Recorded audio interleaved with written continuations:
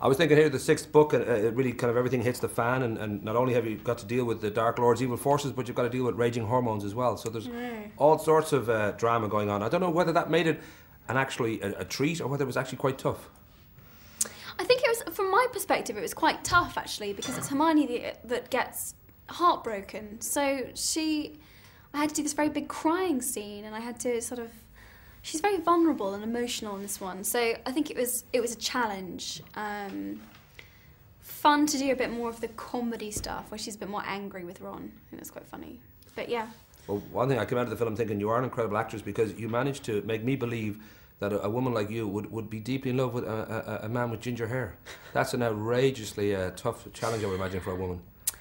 Oh, I think Rupert's gorgeous. He is. He's totally gorgeous. He's very handsome. Very handsome indeed. Well, I don't know what, when you kind of said about the kiss, which took 5 takes, you said that I saw a quote where you said it's the most horrible thing I've ever had to do. Oh, you see, you misunderstand. Which I guess was just a challenge of it rather than the actual experience. Yeah, you misunderstood. It's been really badly misinterpreted, because it sounds as if I'm saying that it's horrible because it's Rupert. And of course, you know, he's gorgeous looking. There are a million girls who would do anything to kiss him, and it's purely the fact that he's like my brother, and we were both totally in the same boat. I'm sure he will tell you exactly the same thing, that it was very strange and very weird. It took 5 takes. Are you sure he wasn't messing it up deliberately? It was just you were laughing, I think? Believe me, we both wanted it to be over equally as much as the other. The only way I can, it was honestly like kissing my brother. It was weird.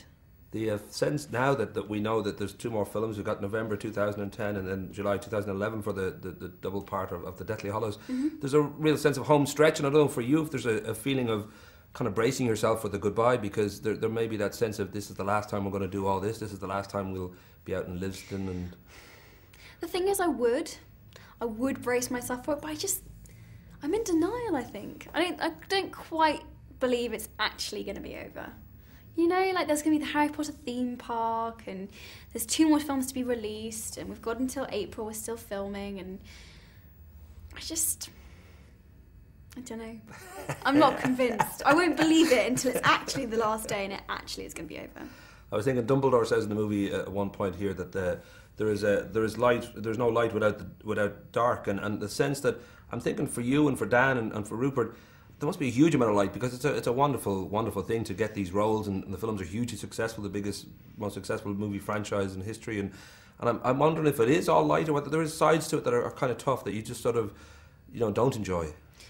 I think that's the same with anything you do. I think there are always upsides and there are always downsides. That's just natural. And, you know, it's been the most incredible experience, but at the end of the day, it's a job that I'm being paid to do. You know, I have to fulfill certain things, and it sometimes can be a lot of pressure, and it's hard to be under so much scrutiny. I think that's quite tough, and people have very high expectations of you. You know, you've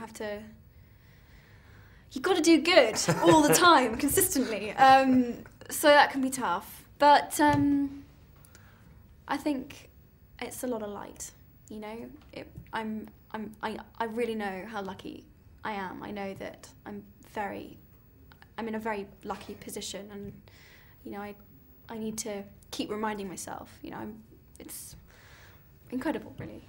And you do seem very keen to be in reality, though, rather than the possibility of going off and being very famous and living off that for the rest of your life. It doesn't seem to interest you. You're very keen to, you know, study English and to get away from that sort of celebrity side of it. Doesn't seem to interest you. No, I've never really been interested in fame at all. Never. It's never really interested me or appealed to me. I love acting. I just don't.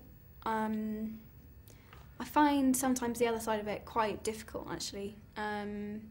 But, you know, it's what comes with it these days.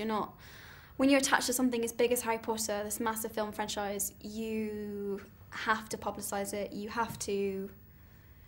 I think also because, I don't know, it just sort of, it comes with it. You can't. It's part of your job.